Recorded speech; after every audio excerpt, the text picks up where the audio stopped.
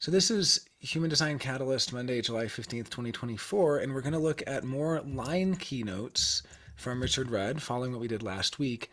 Before we do, I want to present my own line keynotes to see if this might be interesting to people, or rather my own structuring of the lines. I don't think this will take up our whole session. We can jump back over to some of Rudd's keynotes, but this did come up last week and it's come up a few times. I'm not exactly sure how much of this is my own original understanding versus how much of this is from Ra. I definitely know that parts of it are from Ra, and parts of it may be, my own overlay on top of that. I'm actually going to see if I can find a slide here. I think it might be nice to show as a graphic. So because I'm such an auditory person, I often don't even think in slides, and then I'm like, oh, actually that would probably be helpful for people to see it.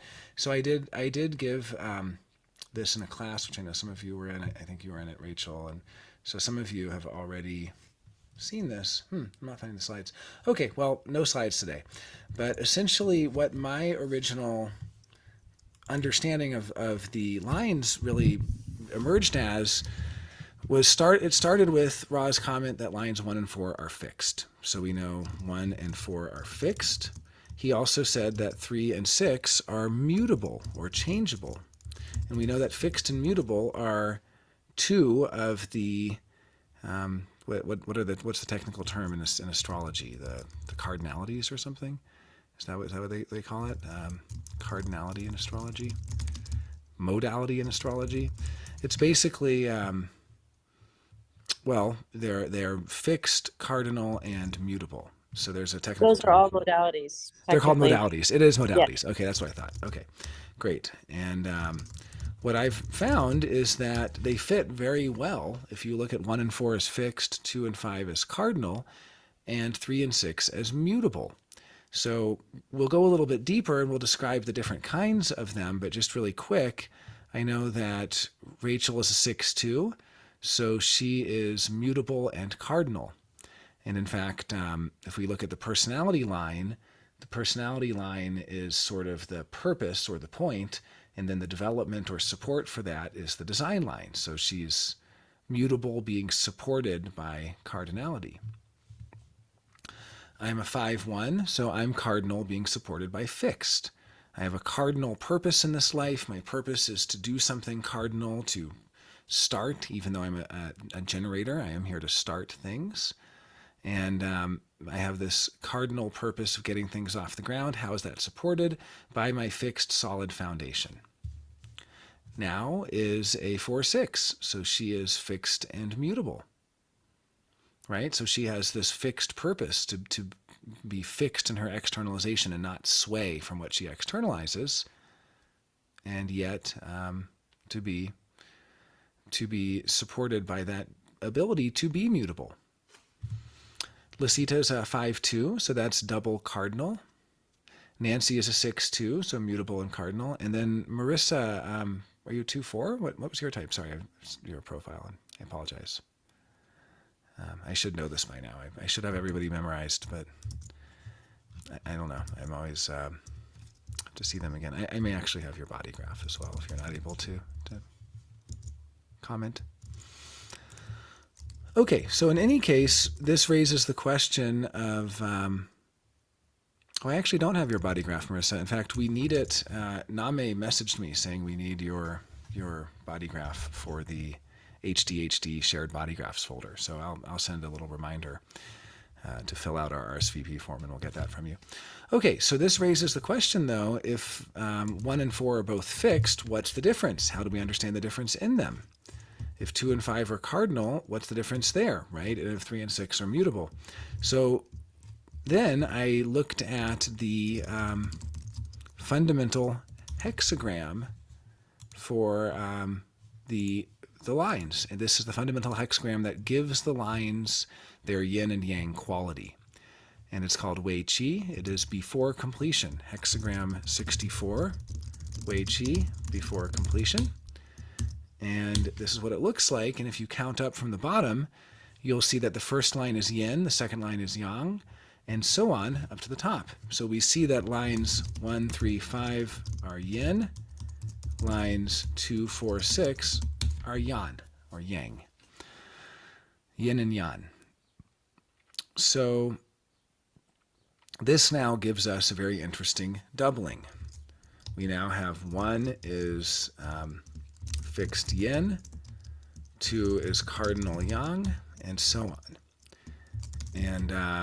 And this is very interesting because we see that each one has each of the modalities has a yin and yang variant. It's pretty interesting to see. So like here, I'm just writing it out here. So let's just give an example. Let's start with the 1. 1 is fixed yin. Well, it's easy to think of the fixed as a yang quality. We have to challenge ourselves. Oh, and then Lucida says she thought 63 was the archetype. It's opposite to that. Yeah, I've heard people say it both ways, but I confirmed that that Ra did say that the 1, 3, and 5 are the yin lines. So I mean that would be very interesting if it is opposite. I'd like to, maybe I can find the quick reference for that. I'd heard that as well, and I had to do a little bit of digging into the line structure. And then when I found, so I think he might have said both, you know. It wouldn't surprise me if Ra at one point said 63 and one point said 64. But yeah, here's the graphic. This is from Ra here. I'm glad I was able to find it. So this is just a graphic. Oh, I see your hands up, Rachel. If you'd like to come on mic, you can. And I see your comment that there's a debate across time and space about this. Yeah, but go ahead and comment if you'd like. I think this debate about like yin or yang being first or second, it's like the same thing as what came first, the chicken or the egg. It's like it will be this timeless rustling around where it's like any one could be true depending on where you enter into the circle. And so I actually think that both are correct. And I think that depending on where you enter in is the differential about what is the first or second function type thing. But this is such a beautiful like conundrum to like ponder. And I always wonder this myself, like how is the first thing that is defining the question like making this thing different? Like it's like when the chicken is the primary or when the egg is the primary, it sets a different scene. And so it's like to me, it's not like which one is right. It's like how is it when this one is first or how is it when this one is first? Yeah, I mean, if you want to get into, I think it's what it really is saying, and I think Ra also commented on this. He said that in design, we always start with the yin, because the yin is the space or the womb within which the yang can enter. And so there's nowhere for something to appear unless the yin comes first. So for Ra, the egg always comes before the spermatozoa that fertilizes it. You know, I wouldn't call that the chicken, but it is the yang that sort of appears and sets things off into action. Yeah, I do agree that depending on what philosophical approach you want to take, you can say, you know, it all began when God said, "Let there be light." Well, that's yang. When we are talking about the lines, I do think it is important to look at the yin quality of lines 1, 3, and 5, because I do believe this leads to a deep understanding of what receptivity and yin are. And this is something I have seen both said. I've had people say, "Oh, the fifth line is the most yang line there is," and I'm like, no, it's really not. What's interesting is 1, 3, 3, 5, and 5, 1 are double yin profiles, and it is important to understand what that means because it's very different from being yang or yan. And yeah, for the comment of now saying the paradox resolves itself, the seed of yin and yang, and vice versa. Absolutely, these each lead into the next one. You'll see how the 1, 3 leads into the 1, 4, which brings in the yan, then the 2, 4, which is double yan, then the 2, 5, which brings back the yin, then 3, 5, which is double yin. So there is this natural movement from fully yin to fully yang and back. Also, now's comment that Ra mentioned the biverse alternates between feminine and masculine. What he said is that our universe, or biverse as it's called, is an unborn living entity, and that it's actually base 4. So that there is a sort of gender to the universe as well, to what we call the universe. And yeah, and then Rachel's saying it being double yang as a 6-2, which is actually true for her personally. Yeah, we'll see what we mean by yin and yang. We really have to qualify these statements, but you can see that yang is keynoted here creative and yin is receptive. That's the classic Wilhelm translation. But in any case, I'm just going to go ahead and post the lines again. I guess I should have written them backwards because this is now, I guess I could fix it upside down from how we count in human design. So I can fix that. Oops, I can fix that quickly. But here we go. I'll just edit this. I can just edit the existing one. But yeah, this is a very interesting way of walking through them. So I'm just going to kind of go through them a little bit, and then we'll look at some line keynotes in the context of these and just kind of see what we think about them. So, okay, so let's start at the bottom with the fixed yin. So the 1-3, let's just go through the profiles. The 1-3 profile is fixed yin with mutable yin. So it's fully yin, it's yin in both ways. Its purpose is to be the fixed yin in the world. Now, how can you be fixed yin? Isn't this a conundrum? Don't we imagine that the yang has a fundamentally fixed quality to it? Well, no, it doesn't. If we look at the difference between the 1 and the 4, the fixed yin and the fixed yang, the fixed yin is actually here to be receptive to the way it should be fixed, receptive to the foundation. The first line is very receptive to what it is learning, and it's kind of the lifelong student. It's the student who continues in a lineage where it knows its place. It has humility. It knows that it's not good in a certain area and that it is good in another. It knows where it's weak. It knows where it's strong. This is very connected to strength and weakness and to understanding that we can only survive when the strong bond with the weak and the weak bond with the strong. When two weak bond together, they perish. When two strong bond together, that doesn't work either, because then the weak have no one to bond with, and so the whole species perishes. So this is really this deep knowledge that the ultimate foundation must be yin. It must be lifelong learning. This is like that Confucius quote. And you say that one have such an amazing self-conception. It's so yin. You're saying that they're so introspective. Is that what you're saying, Rachel? That they're very introspective. And yeah, absolutely. So their self-conception is very receptive to both being good and bad at things. They don't just assume they're good at things or something like that. The 4 is assuming that what they have is of value. The 1 is not. It's not making any assumptions. So yeah, we have this fixed yin, and it's so interesting to see the it's an interesting comment that yin to you is full, the fullness of it. Yeah, it's really just realizing that we might associate yang and fixed, but we shouldn't. We have to understand that fixed means trying to get a solid foundation in something that may take a very long time to do, and that their whole point is to get that solid foundation. And what is that solid foundation in? It's being a lifelong student, a lifelong learner. It's that Confucius quote where he goes through each positive quality and then if it's without learning, and he has a negative quality. So intelligence, without learning is condescension. Leadership without learning is domination. Helping without learning is hurting. I mean, all of these things. So it's like you have to have learning. The main ingredient of everything is learning, this willingness to learn.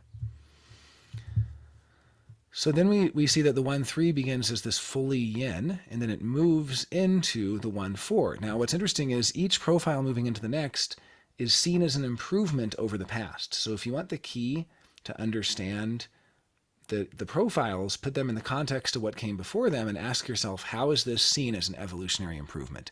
How is this seen as better? Doesn't mean it is better.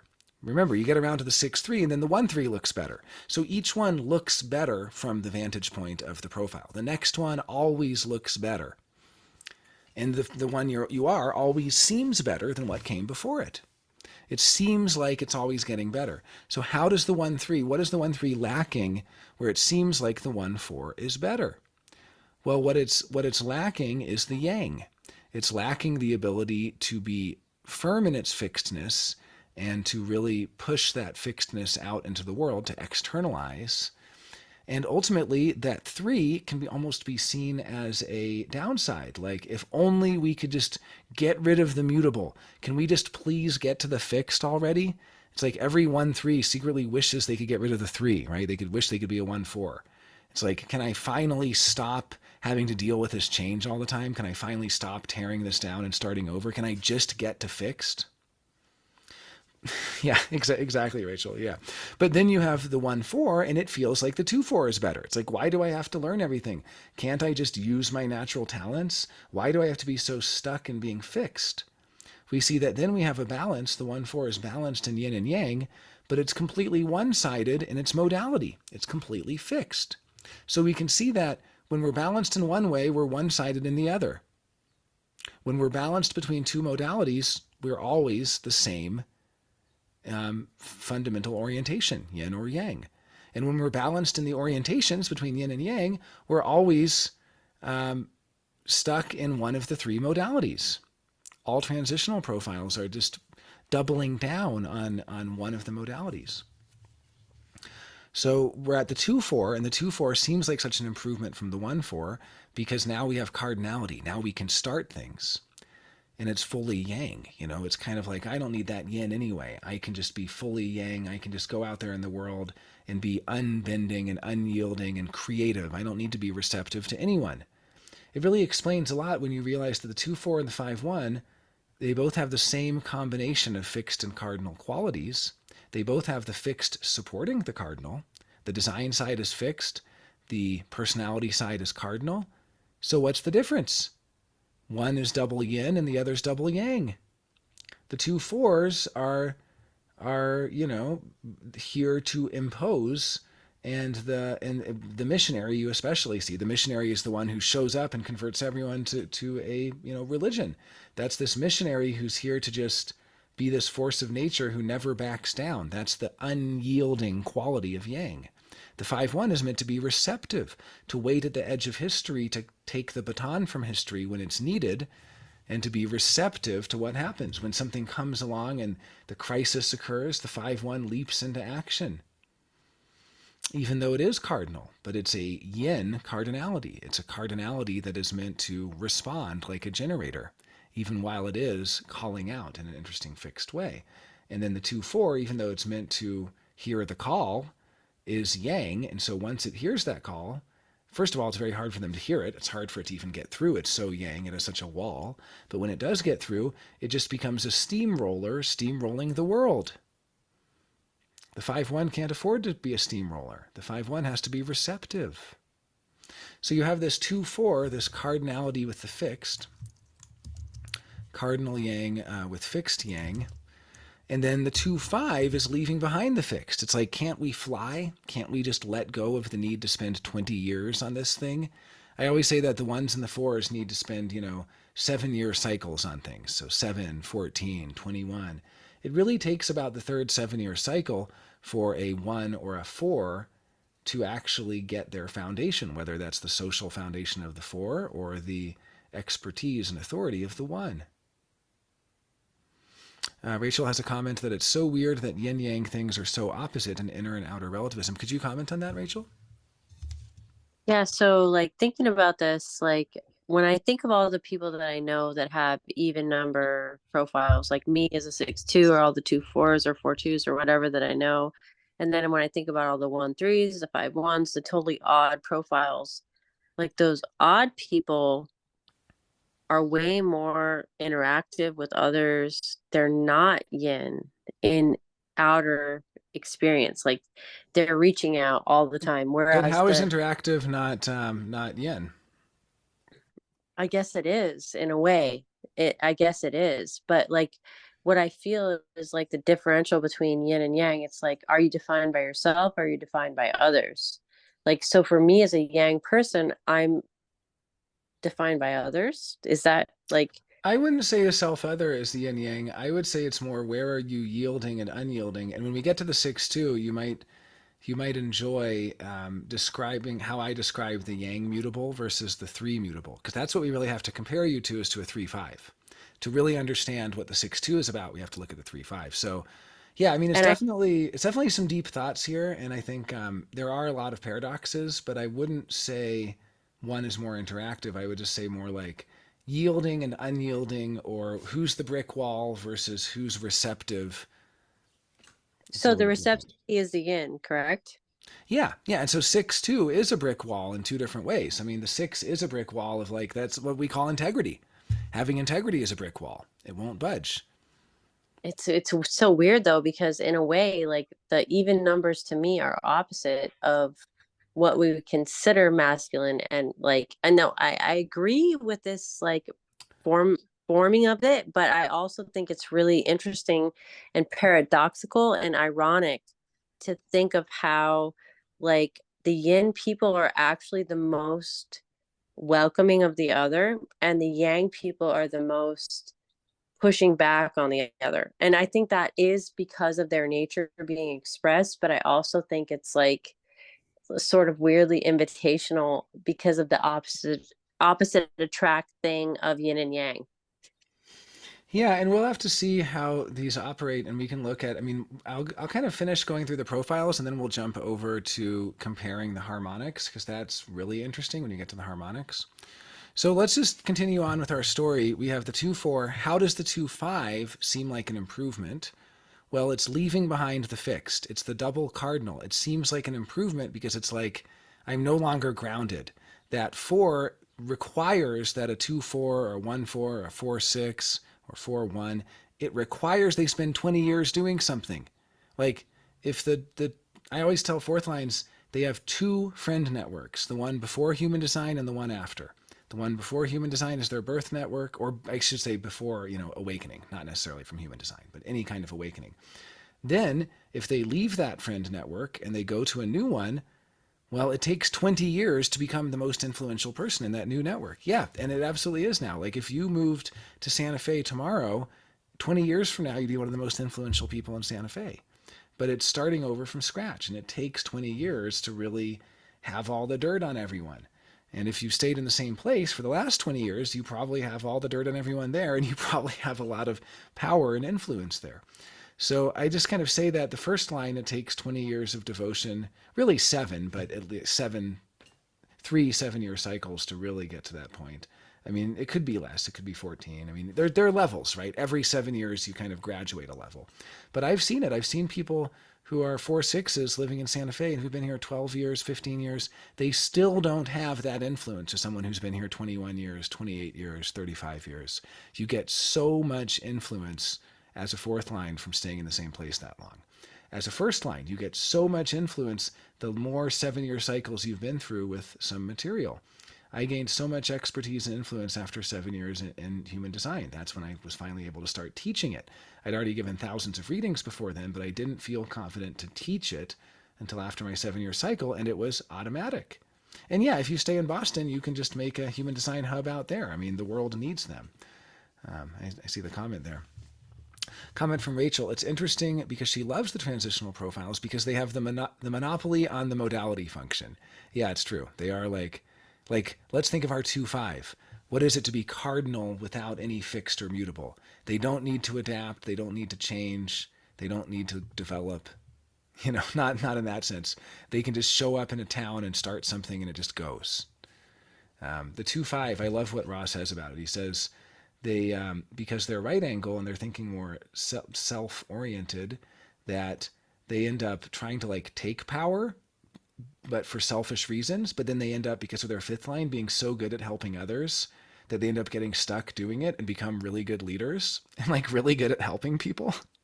It's funny he says really good leaders, where at other places, of course, he says that innocents aren't meant to lead. But I guess it would be really good, objective, you know, disinterested administrative kind of leaders, that kind of thing. So yeah, so the 2-5 is fully cardinal, mixing yin and yang. Then we get to the 3-5. This is basically saying like, what's missing? The ability to adapt. They can't take a punch. They're very fragile. They're glass cannons. They can do a lot, but they can't handle what life throws at them. So then 3-5 is now seen as an improvement over 2-5 because of how adaptable it is. It's so able to move and to roll with the punches. This is mutable, supported by cardinal. They still have that cardinality supporting them, but really they're here to be adaptable. We have adaptation as a keynote. From the 3-5, we leave behind that cardinality and gain the yang. So somehow this mutable yang is now seems more valuable, more important. We get to the 4-6. This is the fixed and mutable. Each one seems like it's an improvement. It's like fully mutable is like, yeah, but I wish I could just stop. I wish I could just stop all of this chaos all the time. Can't I just get grounded again? Then we get to the 4-6. Then we go to the 4-1, the fully fixed. The 5-1. This introduces cardinality again, but now we've come to the yin. It's almost like we had to do a trial run as yang, and now we have like the real deal with the yin. Sorry to say it that way, but a lot of times the 2-4 is shown as a glass tiger, as a paper tiger, things like that. I guess it'd be glass cannon or a paper tiger, where it's like very fragile, and the fragility of the yang, that the yang is brittle, it's not receptive, it doesn't adapt as much. I mean, I know that adaptation is a quality we say of the third line, but there must be something of the receptivity of the yin also that allows the 5-1 to deliver exactly what is needed.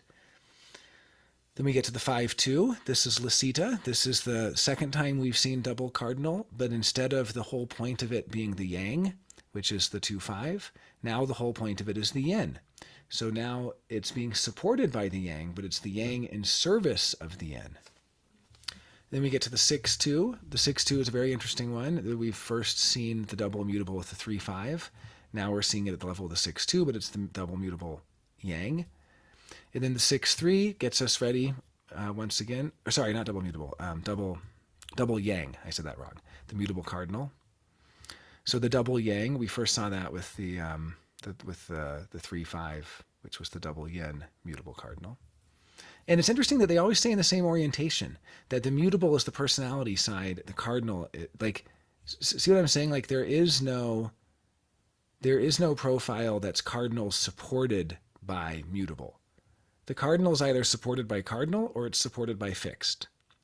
The mutable is either supported by cardinal or by other mutable. See what I'm saying? Like there's these interesting correlations that we find. And then we get to the 6-3. And if you have any comments, Lasita or anyone else, please feel free to jump in. Because these are just interesting ways of breaking it down. Now, the other thing I want to point out, and then we'll talk about some of the differences, like what's the difference in yin and yang mutable and so on. What I want to point out also is that the left angle is the 5-1, 5-2, 6-2, and the 6-3.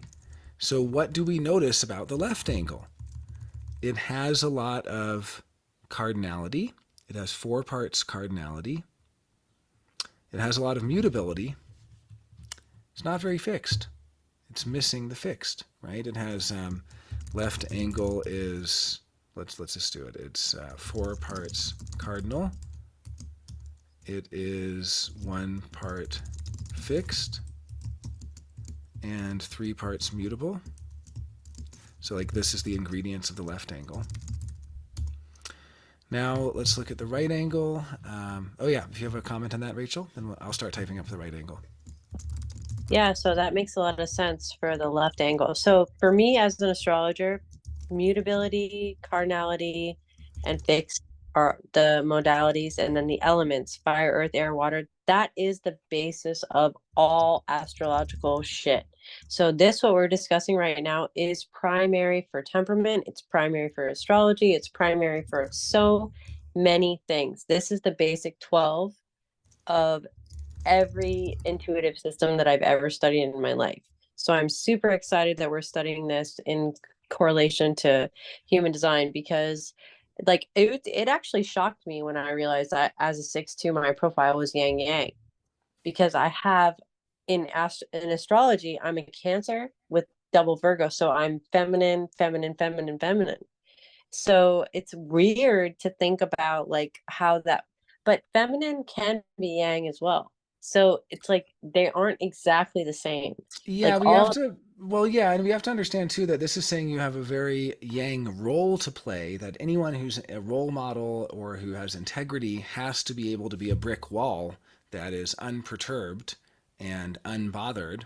That's yang qualities. You can't be receptive. You're here to be the creative role model, to have this creative yang quality to it. right? Yeah, so I really feel like the difference between yang and yin is like open or closed, like decided or like a question mark or period. It's a very like it is a circular thing. It's a circular argument, so they will always respond to one another and they hold each other in their thing. But like, so to at 6-2 is so what's weird to me is the 5-1 functions on the earth plane as very masculine, and the 6-2 is very feminine. And the 6-2 is yang yang, and the 5-1 is yin yin, and that's so I have weird.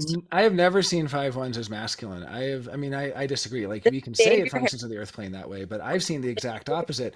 I've seen sixth line aloofness extremely yang, untouched, unperturbed.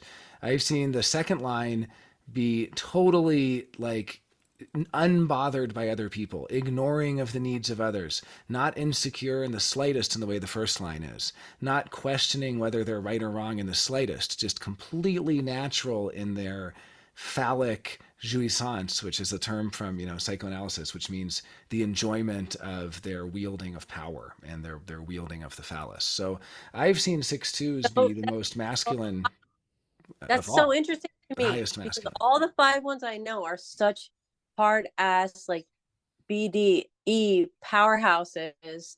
They have a lot of money, they have a lot of influence, they have a lot of fucking power in the real world. And the 6-2 weirdos that I know are all like such fucking fringe, weird, weird. Well, I It's think we like, have to look at what yin and yang are when it comes to the role, and I think also if we do consider Earth plane as yin, because it is fundamentally yin, then oh, maybe right. I mean, the that's Earth is yin, too. Mother Earth, Oh, the yin Earth. Maybe the yin is rewarded on this plane, right? And that the oh third my, line is mutable yin, and it's like the most yinest of the yin, the changeable yin. That's the material plane. Like, I don't know. Like maybe we have to dig a little deeper into the God. into that level of it. Yeah. That just actually blew my mind like 100% because the third line is also yin, and like Yeah. the center of yin, and like everybody that I know that is like hyper even numbered like don't have any like good foothold into the world. But like, oh my god, this is so true. This is really actually a good point. Like, mark this timestamp because you made a great point Okay. 20 seconds ago. Well, thank you. Thank you. And I do want to actually get to Red's keynotes in the context of this. I don't know if we'll have time. We might have to. But, I have some time. I don't have to go anywhere. So I think what we can do is we'll wrap up. This was supposed to kind of be a preamble, but I now realize it is a bigger topic. And then we'll look at some of Red's keynotes, maybe being informed by this whole question of yin and yang. Like, can we see the yinness or the yangness in the keynote would be an interesting question. Obviously, also in Ra's keynotes. I mean, we see it in some of them. So, okay, so let's just look for a minute at, and I also, oh yeah, I see Marissa's comment that she also agrees, at least from a felt experience, that the 5-1 seems to have a yang energy. Yeah, I wonder if cardinality just seems yang or something like that. Mutability just seems yin. I don't know. There's an interesting question of like how the archetypes redouble or how certain modalities seem more at home being yin or yang variant. Now let's just go back to the modalities here, and I just want to kind of go through and imagine the difference in them. I guess, yeah, before I do, I'll read Nancy's comment here. And she says it's the external projection of yang versus the internal naturalness of yin for 5-1, whereas 6-2 is wearing a seemingly feather yet determination with wind. Oh, what a interesting way to look at it. Yeah, I mean, yeah, I guess when I think of some of the roles, I mean, just taking it from the perspective of role, I do see that yeah, the hero, the kind of heroic role is more of the fifth line, and so the sixth line is more aloof and distant. But it is, I think that might just be the cardinality versus the mutability, and what happens to mutability when it becomes yang. It's kind of an interesting question. So let's look at the 1 and 4, the fixed yin and yang or yan. So fixed yin seems like it has to have a certain receptivity to what it is taught and a certain humility that it sort of humbles itself as the weak before the strong so that it can one day be strong. It's gaining the authority. Now, what does the 4 do? How is the 4 able to be fixed? And how does it fulfill its purpose? Well, its purpose is to externalize, and so it assumes that what it's externalizing already has value, so it can't be bothered by rejection. It can't question itself through introspection. I had a 4-6 coworker, kind of boss, founder of a company where I worked, and we would go to conferences in digital publishing, and he's a 4-6 manifester. And I was always impressed how he was never bothered by the slightest criticism of any kind. He basically just gave everyone he met the same spiel, and if they weren't interested, he moved on to the next person. And it was exhausting. He would meet with 30 or 40 people during the course of this conference, and they would have all sorts of feedback and potential improvements and reasons why what we were doing was useless or could be better or this or that. He ignored all of it. He had no interest whatsoever. I would say, don't you think we should change what we're doing to better serve them? And he would say, no, we need to find a better customer that needs what we're doing. So he would just go to the next person. Yeah, you're right. The manifestor aura does come in handy because he was just completely unbothered by rejection. And I was like, how are you unbothered by rejection? That's really impressive. Now, there may have been other things in his body graph too that may have helped with that. But he just had this ability to just remain completely steadfast. In screenwriting analysis, you say that a character is either a change character or a steadfast character.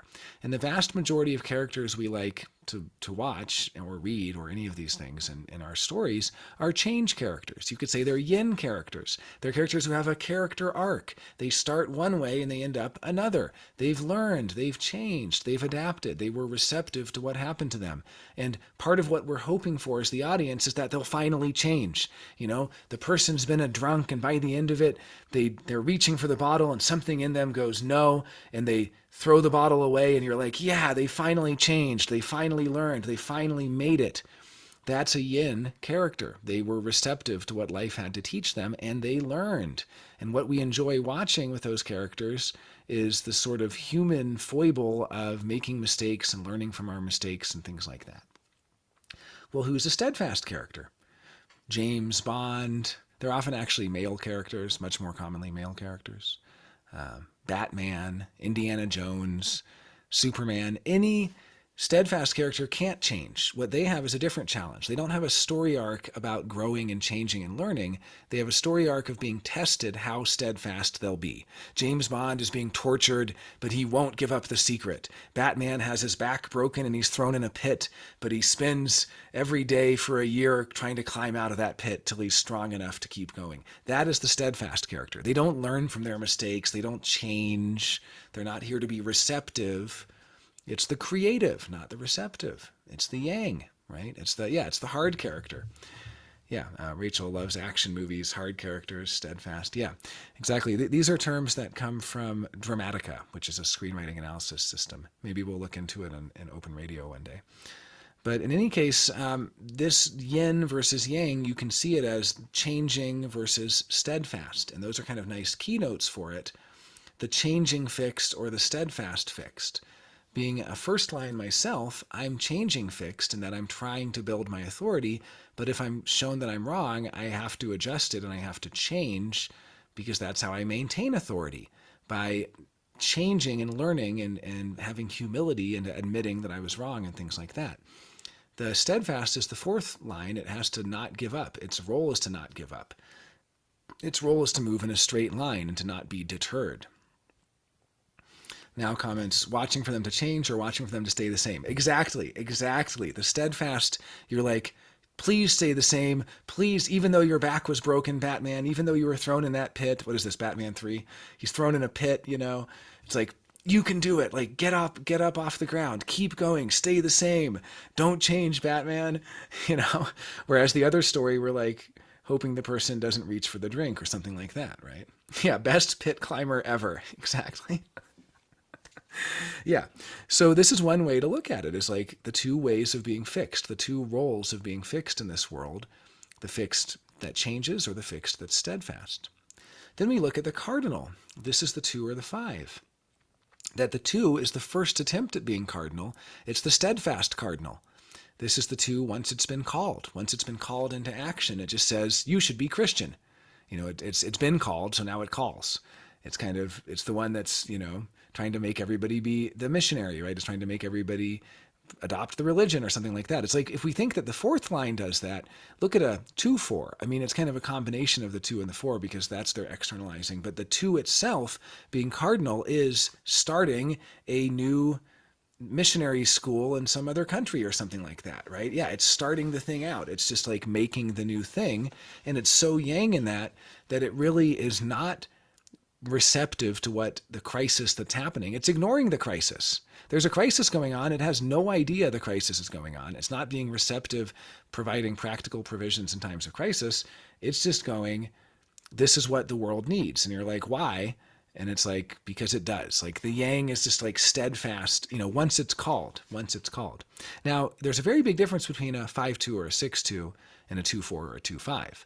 The 5-2 and the 6-2 have very different roles to play in the world, and the second line is supporting those roles. Their natural talents are supporting them in their cardinality or their mutability, in being the general or the administrator, being the heretic or the role model.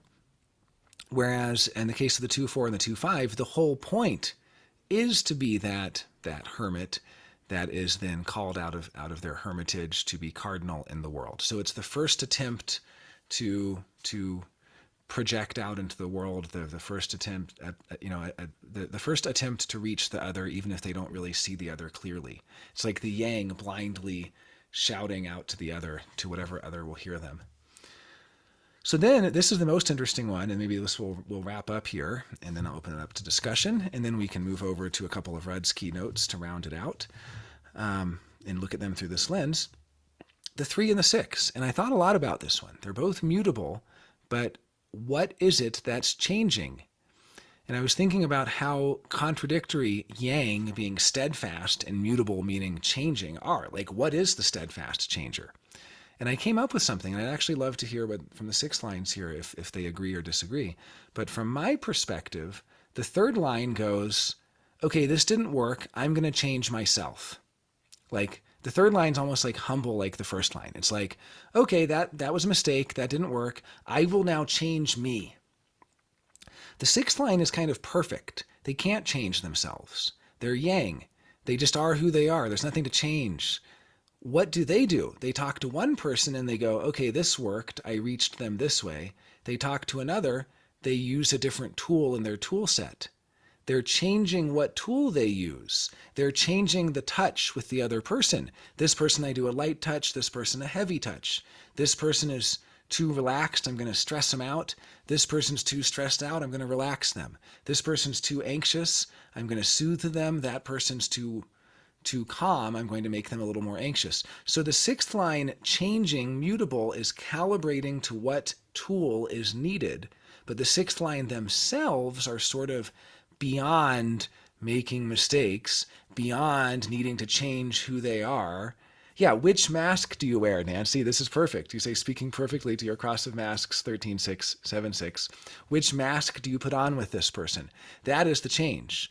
So because I had to ask myself, I was like, if the 3rd line is yin, they're receptive to changing themselves. The 6th line is yang, they're changing the other. And what are they doing to change the other? They are changing, but they're changing what approach they take with each person. They're changing what tool they use with each person. They can be wildly inconsistent and hypocritical, and you can hear them talk to one person and say one thing, and then the other and say something totally opposite, but it's what each person needed to hear. Yeah, I'd love to hear your thoughts on this, Rachel. So I am a 6-2, and I've been in a long time, decade plus partnership with the 6-3. And it's very unique to see the differences. And on the one hand, I feel like I am actually more mutable than he is when I'm dealing with other people, because he like always gives his same ass fucking shtick.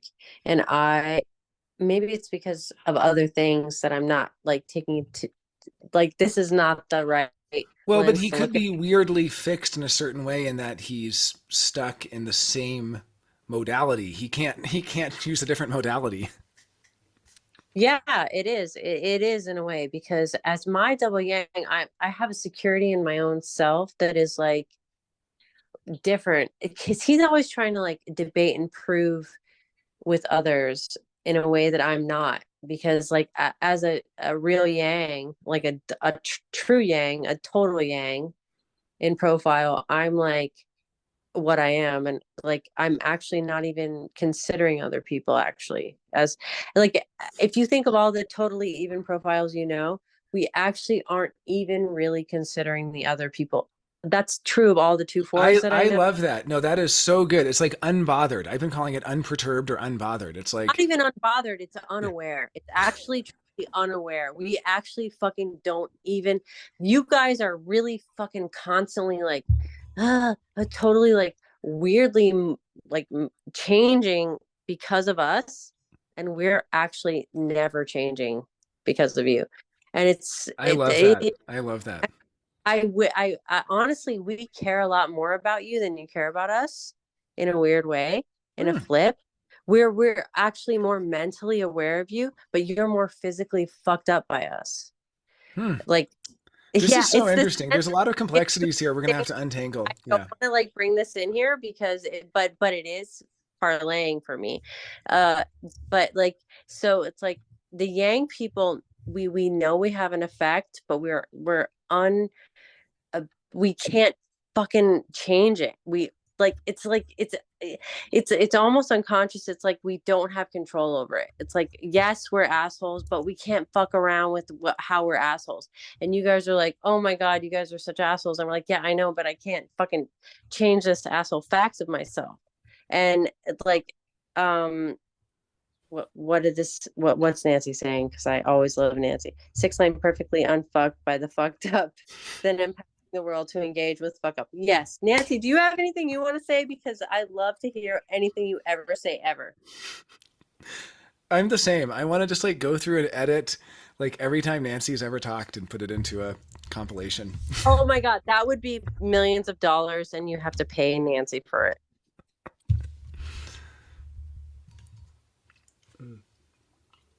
Sorry, nothing to say because there's no fuck up here. It's too tidy here. Nothing to disturb the missing piece here. Okay, okay. It's already perfect. Well, if a sixth line says it's perfect, that's then it is. Then it is. So, okay. Well, here's what I wanted to look at. We've looked at some of these the last couple weeks. Let's check out some of these Richard Rudd keynotes. And I don't know which ones to start with. Maybe we'll start with the Pearl keynotes. And we'll just ask, do these seem yin and yang, or how do we see them? I mean, maybe before we do, let's look at Ra's keynotes. I think they're up here at the top. Yeah, these are the human design. These are keynotes from Ra. So let's just look at those first. So first line, yin, fixed, introspection. I think we pretty much covered this one because we talked about how it needs humility, it needs to know its place. That's different than the yang fixed, which is externalization. Yeah, it needs to be fixed in what it's externalizing. It can't back down. It can't be like someone, you tell the fourth line, what you have has no value for me. And they're like, okay, let me see if it has value for the next person. It's not like, does it have value? It's more just like, who's the right person for it? Like, the value is assumed. Projection versus universalization. So that's interesting that to universalize is a yin process. It's like, what does the world need right now? It's like that question for entrepreneurs. Why does the world need this now? Why is it not last year? Why is it not next year? Are you being receptive to what the world needs to really get it into the universalization? And then adaptation versus transition. Yeah, it's interesting to think. I mean, adaptation seems pretty obviously yin, like being receptive to change. Transition, I mean, you need to have a certain fortitude and steadfastness for transition to work, I guess. It's like the confidence of the transition being the right thing or something like that. I'm not exactly sure. I mean, these are deep keynotes. If anyone has comments on any of these. And then Lasita says, what is the source of Ra using the 64 as his basis? It is in Rave ABCs. So, and it's in a few different places. That was the one that I shared. So that was in one of the teacher training Rave ABCs, I believe. But there's a few different places, and I've also seen it the other way. So believe me, I've seen the 63 also, but he never really explained. I think In fact, when I tried to find a 63, I couldn't find it. So I had heard both in the wild, but when I looked for the 63 as the basis, I was unable to find a source for that. If I do find a source for that, we can get to the bottom of it and see. I mean, it was kind of interesting to me too. I mean, I always imagined like, isn't a fifth line yang? And I mean, I guess I also think of Ra as like a canonical 5-1, and he's such a yang person and always said he's yang yang, although of course that wasn't in reference to his profile. But I think I just kind of assumed. And then I was really surprised to discover, this was just a couple of years ago when I was kind of looking deep into the lines. I was like, oh, wow. Okay, wow, that is interesting. So yeah, we can follow up on it. If I find any source for him saying gate 63, I'll definitely share that in the Discord group. Yeah, and then Rachel says she never thinks of herself as yang. And I mean, these are interesting things. It's like, in some sense, you aren't yang. It's the role you have to play here. So how do you play the role of the person who is steadfast in your integrity? And then the 5-1, are presenting as yang. Well, how do I play the role of being receptive in giving the world what it needs? Not what I think it needs, but what it really needs. So if we really think of the steadfast versus the receptive, that might be a key there. Okay, so I was looking at the Pearl keynotes.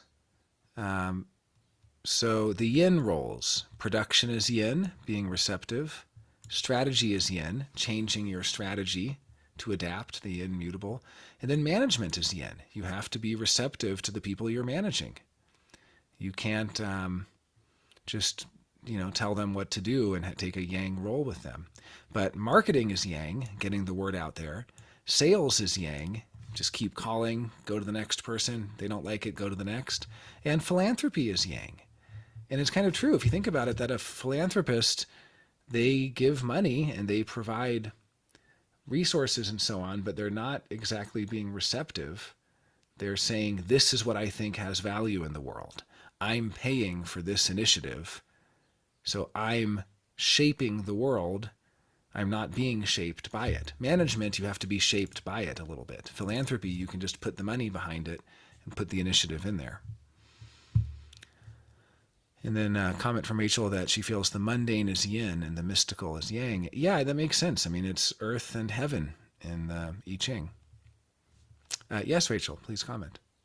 Yeah, so I recently heard Ra talking about this in one of his theories about how the odd numbers are all mundane and the evens are all mystical. And so when you have the experience of the different trigrams, the one or binaries, the splenic and the 1, 2, the 3, 4, the 5, 6, it's the mundane expression of that energy first, and then the mystical expression of that energy as the even. So the one, I love that. I love that the mundane always comes first. That is so, God, right? there's so many like profound little nuggets just in the structural things like this, like that kind of It thing. makes sense, though. It makes Yeah. so much sense because if you don't have the evidence, if you don't have the physical, tangible, real yin shit to fucking go off of, then how can you make some stupid ass personal yang observation of the situation from a mystical higher level perspective? You can't. You have to have the material before you can make the whatever the opposite of the material would be. Well, you need earth before you can have heaven. I mean, and the heaven is what penetrates the earth, is the way they say it. So I love the whole thing of like, it's resolving the question of like, which is primary. And it's like, I love the fact that, and when he talks in some of his lectures about how much he loves the yin, he's like, I love the feminine. Oh yeah. It's like, I really appreciate that whole thing of why he puts that yin first, because this is a big dichotomy and diversion from a lot of the systems that put yang first. And so a lot of people actually are like, oh no, according to this or that, yang's always first thing. But I understand why this like negative, divine, feminine, mundane, like yin thing is primary. Like I get it as a masculine, whatever. Yeah, I love that. Well, and also, by the way, it doesn't mean that your personality crystal is this or that. It's just the role you're playing. I mean, this life, you're playing a role that requires you remain steadfast. This life, I'm playing a role that requires that I change. My trajectory in this life is to change. Your trajectory in this life is to remain steadfast and to be tested. And how much can you handle and not sway? I was going to say the same thing now. She likes the raw impersonations. I was like, we got to make a little cartoon, like a little I forget what that. There's like a website that had all these flash cartoons on it and stuff. I totally want a little animation cartoon of like Squidbillies or something with Rachel doing the voice of Ra. Like that would be, oh my God, Ra impersonation contest. I think if anything, Oh, we should just make some everybody, little, yeah. I want everyone to present their best raw. That's what I want because we all know and love raw like deeply, if not personally, like some of us, which is probably like grossly, but yeah, I love the raw impersonations also. I mean, is this costume contest also? Are we are we going that far with it? Is it just the voice? Okay. Okay. Well, we'll have to workshop this a little more. We have about 10 weeks to HDHD. Is that right? No, actually less. Eight weeks. Um, Something like that. Yeah. Days until, yeah. Wow. This is amazing. 65 days. No, that's more than that. That's 9 weeks. I'm like, no, we have more time. It's not 8. It's 9, you guys. It's 9. Okay. Well, let's look a little bit more at the, yeah, raw analysis. Perfect. Secret club event. Need the hat. I have a bunch of raw hats. I mean, which one, right? He had some really good hats and t-shirts. He had a lot of fun. Like, I'm only wearing black until they invent a darker color, things like that. Okay, let's look at some other keynotes. We looked at the economy ones last time. Let's look at the pearls. Simplicity, the pearl of one, that the one ultimately can find simplicity. I guess I don't know how that fits with yin or being fixed, other than finding what really works is kind of fixed. Comparing that with charity, I guess it's the externalization of, yeah, of the fixed. I mean, is yin internalizing and yang externalizing? Is that part of it? I mean, the sixth line externalizes the role model. The second line externalizes its projections. You're saying narrowing versus wide. Okay. Charity is wide. Interesting. Yeah, maybe going out into the world. Okay, yeah, I can see that. Simplicity versus charity. These harmonics of the yin and yang fixed. Control versus power. Power versus control. Isn't there a book? Or it's Power versus Force is the book. But power versus control. But you're saying power is narrow and control is wide, or because power is the yin? Well, these will be interesting. We'll have to keep deconstructing these on our own. I don't know if we're gonna. I see. Yeah, simple is clear and little. Exactly. And these also just, yeah, that's the book I was thinking of. Power versus Horace Hawkins. Exactly. Interesting connection here. But of course, I'm sure it's a little different meaning. And then celebrity versus nature. What interesting keynotes. I mean, I always think of nature with the second line, the natural, but celebrity versus nature. What an interesting difference. The yin versus the yang. We could say the yin is joyous, adaptable, and professional. The yang is shrewd, honorable, and visionary. I guess all those things, you have to be steadfast. Shrewd, you have to be pretty steadfast. We talked about these last week. Honorable, you have to remain steadfast in your honor. You can't go against it. You can't give up on it. Visionary, you're steadfast in your vision. Professionals have to be receptive to what's needed from them. And joyous is perhaps the joy of receiving. So we looked at these last week.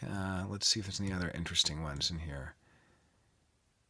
If anyone sees anything interesting, let me know. Be interesting if these yogas correlate. That Hatha, Karma, and Jnana Yoga are the yin.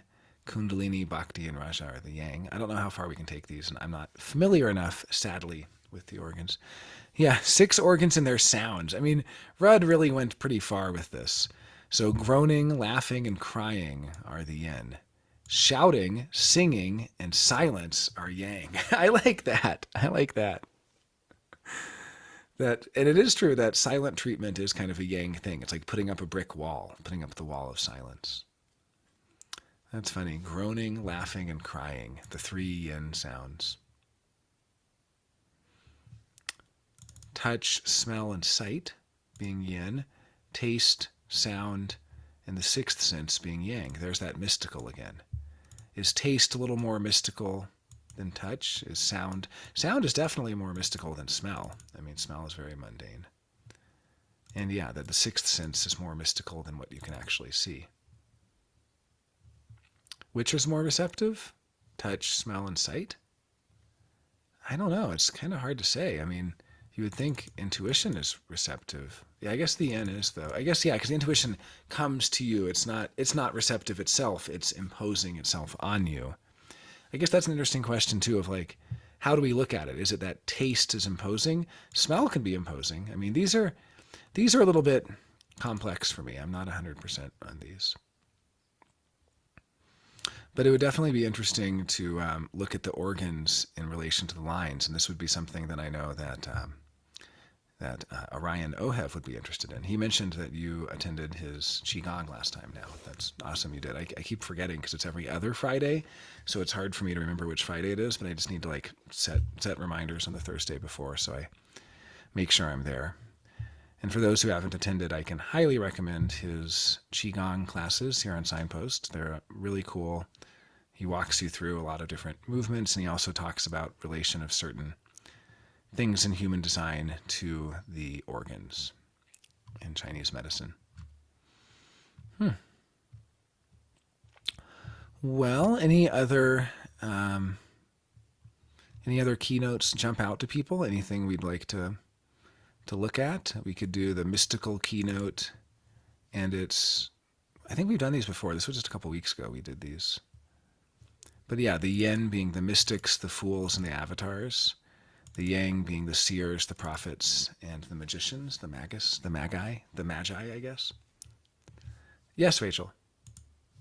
I just can't like stop thinking about how like the odd numbers are more mundane focused and those even numbers are more mystical and otherworldly, like not real versus real, like when looking at all these keynotes, and how like that main differentiation between evenness and oddness is such a thing in itself too. Like the oddness is like what it means to individuate, what it means to be one, what it means to be alive, what it means to be like a self. And then the evenness is like more mystical, what it means to be whole, what it means to be connected, what it means to be like, it's like I'm just like tripping out on this most base thing of even and odd right now. Yeah, and there's a comment from Now that she's wondering if there's any correlation between odd and even and then pentas and group auras. Yeah, I mean, the penta, the group aura comes from base, right? There's 5 bases. And so it does raise the question of how much the 5 bases play a role here. The other point is that in numerology, traditionally, at least in Pythagorean numerology and perhaps others as well, it seems that the odd numbers are always yang or masculine and the even numbers are yin. And so it is interesting that they're kind of backwards here. I totally, which is why I say like a lot of this whole conceptuality for me is like the opposite of what I've seen in a lot of other systems, but I actually really grok this and perceive this as true for this system. And I think that it's actually like powerfully true in both ways. I don't think the other ones are not true, but it's like what side of the coin are they taking things from? And in that case, it flips it. It's like we can have, same coin sensory one way or the other based on masculine or feminine. It's exactly the same thing. And we need these polarities to actually power and function real creation and life. And so it's like taking all of these things into consideration is actually like it's not that we need to eliminate them because they're contradictory. It's like we need to include them, and in doing so we really get the fullness of the sense of how things really work, because it's so bigger beyond our innate understanding that we have to scope out further in order to get the big picture. Hmm. I'm liking noticing that if part of our role to play is shown in the lines, then the role of being receptive is a challenge to be able to actually truly be receptive and truly change, like the challenge of the story arc of someone in a story who grows and changes and learns. And then steadfast is also a challenge. Like if these are the lines we're given in our play, we're kind of being challenged to remain steadfast in the yang lines. And so if we look at the yin, it's a challenge to actually be receptive to full information and heartfelt directness. It's a challenge to for the receptivity of living with no pressure. It's like receptivity doesn't respond to pressure. And it's a challenge for being simple and having practical solutions. And these are the mundane, as you're saying as well. And then the steadfast challenge is the maintaining the high frequency with no agendas, remaining steadfast in your integrity and honesty, but also, interestingly, steadfast in softness and romance. And then steadfast in patience. That's probably the hardest thing of all, is to be steadfast in the patience. So, or being steadfast in the face of impatience, being steadfast in the face of dishonesty, being steadfast in the face of low frequency, because it's like you're going to be tested. Like, are you able to remain true to yourself and strong to yourself when you're basically faced with the opposites of these? And then, can I remain receptive when I don't get the full information? Can I remain receptive under pressure? Can I remain receptive even when there are no simple solutions? And then Rachel is saying steadfast in the most abstract. Would you care to comment on that? Well, no, just like saying about like all these like I think that like there's this thing that like when we get on these polarities, it's like we have to get to the like the closer we get to the edge of something, that we're right next to our opposite. So it's like people on the fringes of things are like actually like the most extreme weirdos are right next to each other in a certain weird capacity. So um like yeah, like what we're receptive to is usually the thing that we're the most actually different from us. Right. There is opposites attract. I'm curious what now was saying. You said that so you said now that solar plexus slash emotion is considered masculine rather than feminine, right? That's another one. Where's that correlation, or what are we drawing that from? Was that here in the? No, I was just making the connection between active energy and yangness. I don't know if that is Are you Hmm. talking Indirect. this like now, because like the solar plexus is like on the right side of things, and where like leftness is like splenic and more like active, Yeah, where that was along the lines of what I was thinking.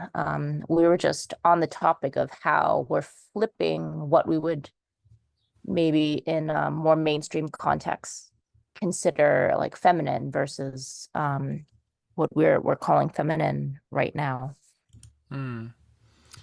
Okay. Yeah. Yeah. And I mean, the binary of the solar plexus in the context of, I mean, it's not really in the context of lines, but in the context of tones, which may possibly be extrapolated to lines, I guess, is 5 and 6. Yeah. But exactly. So there's like a 5 and a 6.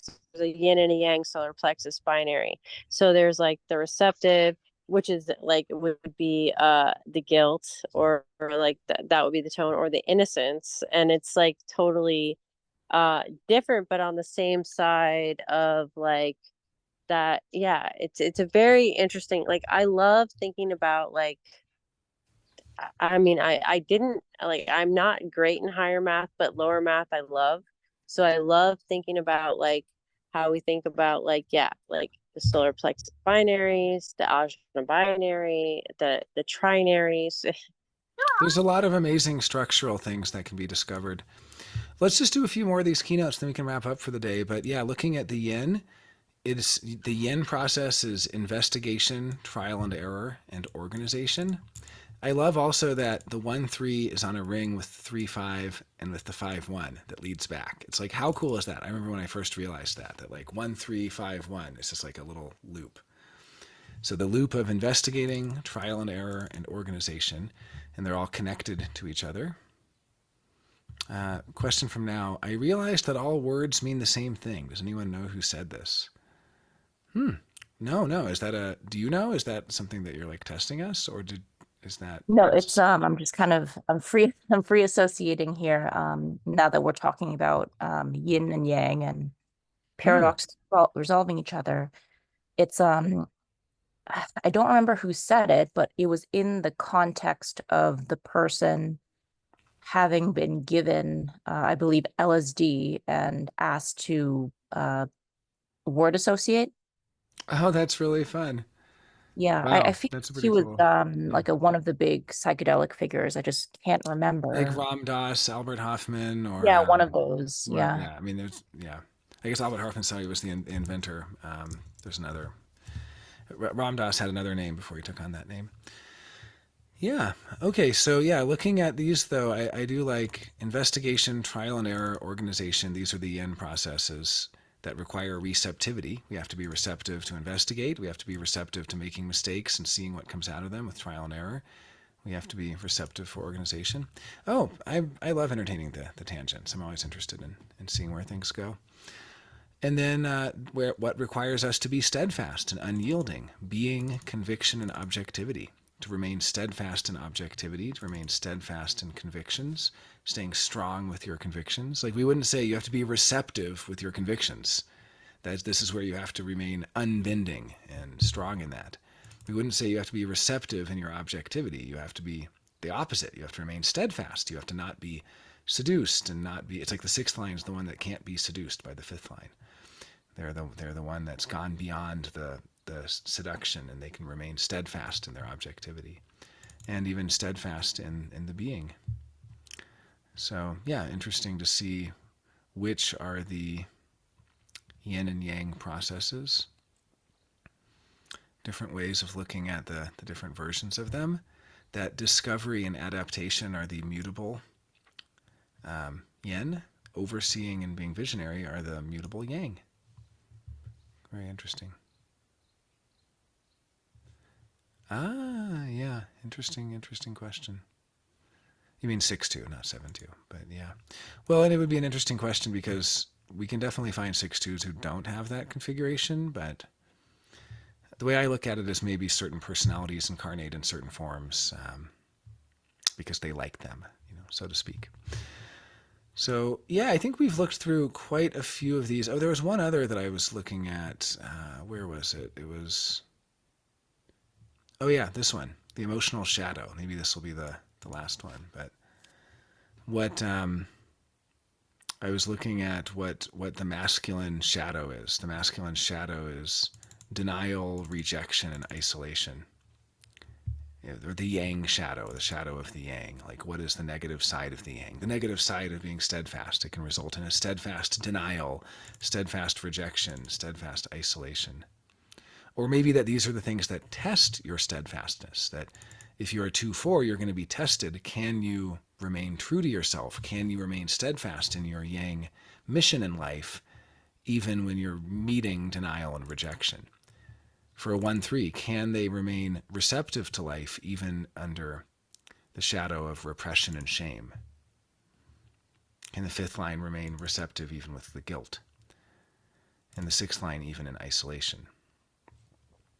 Or we could also say that the first line, third line, and the fifth line, so the yin lines can be cowardly, self-destructive, and self-pitying. This is like victim consciousness stuff. So the yin, in a negative expression, can be cowardly. It can be self-destructive. It can be pitying. The yang, in a negative expression, can be aggressive, fake, and isolated. That's another interesting way of looking at that. The yin can be secretive. I mean, of course, this is a fundamental quality of yin, the secret side. It can be full of angst. It can be defensive. But the yang can be blind to others. It can be cruel to others or cool to them. And it can be absent. The yang can just leave in a way that the yin can't. So yeah, interesting looking at some of these. The receptivity of the yin can escape through confrontation, frivolity, and reinforcement. The yang through superiority, acquiescence, and over-sincerity. Those are interesting ones. And then the antidotes, yeah. The yin is antidoted through self-love, love of family, and love of humanity. And the yang through love of another, loving friends and community, and love of God and life. So, yeah, interesting keynotes, right? We're not really spending a lot of time with these, but maybe this will be a nice one to end on. Freeing your spirit and the healing paths. That can be a nice place to finish. Freeing your spirit. The first line frees their spirit. It's self-discovery, finding their wild spirit. The second line frees the spirit of relating. Come out of your self-denial. So they're freed from problems around relating, I guess. The third line through problems of impotence, seeing through their pattern. Authenticity, take off your masks for the fourth line. Disappointment, rescue yourself for the fifth line, instead of trying to rescue others all the time. So I guess these are it's interesting, like disappointment doesn't seem like it's in the same sequence as self-discovery, but I guess these are some of the things. Rescuing ourselves for the fifth lines, and then including yourself as a sixth line. That's a really interesting one, that the sixth line might not include themselves in their vision of the world, or it's like it's perfect in every way except they're missing from it. And the healing paths of the yin, to be truthful, to laugh, and to forgive. And forgive yourself. These are receptive paths. For the yang, to relax and be natural, to be gentle, and to allow. Yeah. And then what we reach, that the yin lines through certainty become confident, through release become experienced, and through clarity become far-reaching. The yang lines through naturalness become free, through acceptance become influential, and through freedom from mind become transcendent. And yeah, we can see that the yin is about the physical body, the family, and money, and recognition by society. The yang is about our relationships, which are very mystical, how we access that, our community that we're a part of, and then the spiritual. So there is another correlation of that mundane mystical dichotomy. And then you said this to you is so feminine masculine, Rachel. What I just said, those three keynotes. Which were the keynotes that were you mean the healing lines or the release of Yes, miracles? just those last three things that you said about how like the masculine is or the yin is the one thing and the yang is the other thing. It was like that really encapsulated for me. I like because of my short-term memory loss, I just forgot what you actually said, but like I will re-listen to it because it was perfect. Like Oh, I'm sure it'll come back around. We'll explore these again sometime too. maybe it was the 6 line things about like the yin and the yang, but yeah. Yeah, no, this has been a lot. We definitely have swam in the keynote soup tonight, but I hope it was interesting for everybody, exploring sort of some of these binaries. And yeah, Sirach, this is the Gene Keys line keynotes provided by Richard Rudd from 2009. Yeah, keynote soup, exactly. So, well, it has been a wonderful evening with all of you. Thank you so much for being a part of this. And yeah, it's you can probably find this on their website. If not, we can look. This is just excerpted from one of their documents. But okay, take care, Lisita. Thank you everyone for joining. Really appreciate you all. Take care. I'll upload it very soon, Nancy. It's coming. Thank you. Yeah, great Monday. Monday is my favorite day. Okay, take care all.